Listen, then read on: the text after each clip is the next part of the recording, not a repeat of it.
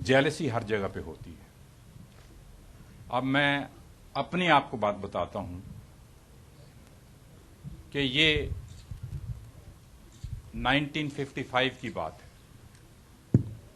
जब मुझे ऑस्ट्रेलिया जाना था ओलंपिक गेम्स के लिए। तब की बात है कि जो लड़के मेरे से पहले 400 मीटर में फर्स्ट आते थे इंडिया के अंदर,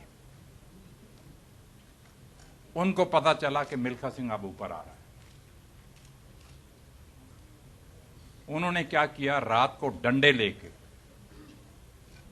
मेरी टांगें तोड़ने की कोशिश की, मेरे सिर को मारने, मुझे जान से मारने की कोशिश की। और हुआ ये कि रात को बैरक में सोए हुए थे, ये मेरे पे अटैक हुआ और वो लड़के मुझे मार के भाग गए। जब लाइट हाय हाय की आवाज आई, लाइट जली और देखा वो लड़के तो भाग गए। और कल ट्रायल थे हमारे, जाना था मेलबर्न ऑस्ट्रेलिया के लिए। तो मुझे मेरा कोच भी कहने लगा और डॉक्टर भी कहने लगा कि आपको बुखार है, आप मत दौड़िए। मैंने कहा नहीं जी, मैंने इतने साल मेहनत किया है, मैं दौड़ूंगा।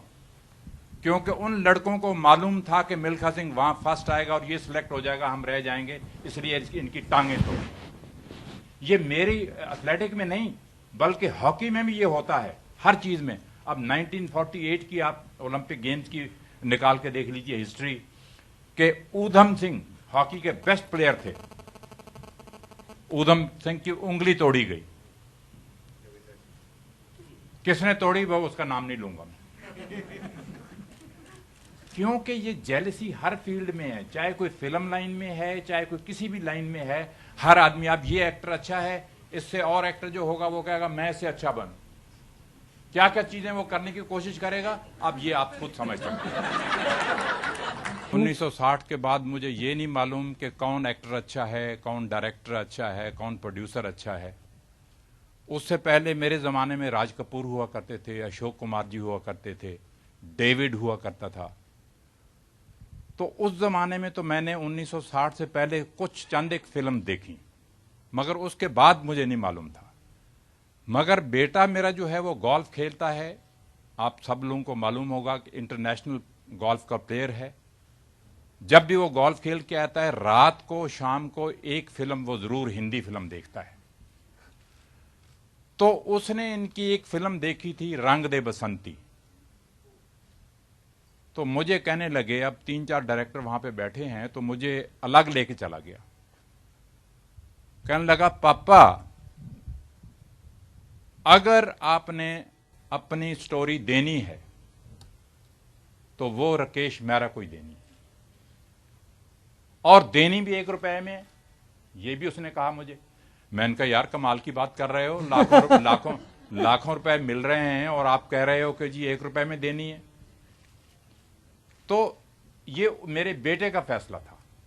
और दूसरी चीज जो आपने कही है, ये सही बात है कि मैं ये चाहता था कि जो आने वाली जनरेशन है, ये पहले भी मैंने आपसे कह दिया कि जो आने वाली जनरेशन है उन लोगों को मिल्खा सिंह के बारे में इतना मालूम नहीं है जो कि जितने हमारे जमाने के लोग थे उनको मालूम है।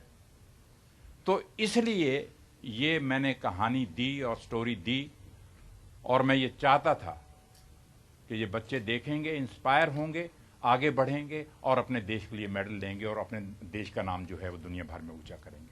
इसलिए ये कहानी दी गई इन लोगों को। जब मैं यंग हुआ करता था, जिस जमाने में दौड़ता था, जिस तरह से मेरे मसल थे, जिस तरह से मेरा स्टाइल था, हर एक चीज ने कॉपी की। और सारी दुनिया ये कहती है, चाहे लंदन जाऊं, चाहे अमेरिका में हूं, कहीं भी हूं, वो कहते हैं जी उस लड़के ने तो कमाल ही कर दिया, बिल्कुल आप जैसा बन के दिखाया हो। ये एक बहुत बड़ी चीज होती है।